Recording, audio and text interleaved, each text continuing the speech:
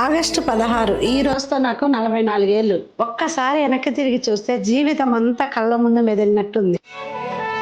అది మీతో పంచుకుందామని ఈ వీడియో చేస్తున్నాను. నాకు ఏది చేతకాక నేను ఈ దారిలోకి రాలేదు. హిందీ పండిట్గా చేసి ఎంఏ సైకాలజీ కూడా కంప్లీట్ చేసిన నేను బిజినెస్ మీద ఉన్న ఇంట్రెస్ట్ తోనే ఇది స్టార్ట్ చేశాను. నిజానికి పెళ్లి తర్వాత నన్ను చదువుకోమని ప్రోత్సహించింది మా ఆయనే. అప్పట్లో మా పాపను చూసుకుంటూ మరి నన్ను చదివించారు. కొన్నేళ్లు ప్రైవేట్ టీచర్ గా జాబ్ చేసిన తర్వాత నాలో ఇంకా ఏదో చేయాలనే తపనతో ఒక క్లాతింగ్ బిజినెస్ స్టార్ట్ చేద్దామని మా ఆయనతో అన్నప్పుడు ఆయన అన్నమాట, నువ్వు చేయగలవా?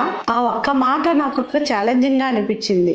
షాపు చిన్నది, పెట్టుబడి తక్కువ, కానీ నాలో ఉన్న ఆశయం మాత్రం చాలా పెద్దది. పెద్ద పెద్ద షాపింగ్ మాల్స్ పైన నేను సంపాదించకపోవచ్చు, వాళ్ళతో పోలిస్తే నా లాభం తక్కువై ఉండొచ్చు, కానీ చిన్నగా మొదలై ఒక పెద్ద కుటుంబంగా మారి ఇంతమంది కస్టమర్స్ నమ్మకం సంపాదించడమే నాకు దొరికిన ఒక పెద్ద అదృష్టం. అలా చిన్నగా మొదలైన నా బిజినెస్ చాలా ఒడిదుడుకులతో నేను స్టార్ట్ చేశానండి. ఫస్ట్ అసలు ఎన్ని ఇబ్బందులు పడ్డానంటే అది నాకు తెలుసు. ఫస్ట్ కరోనా, తర్వాత సెకండ్ కరోనా, దాని తర్వాత ఎన్నో ఒడిదుడుకులు నేను ఫేస్ చేశాను.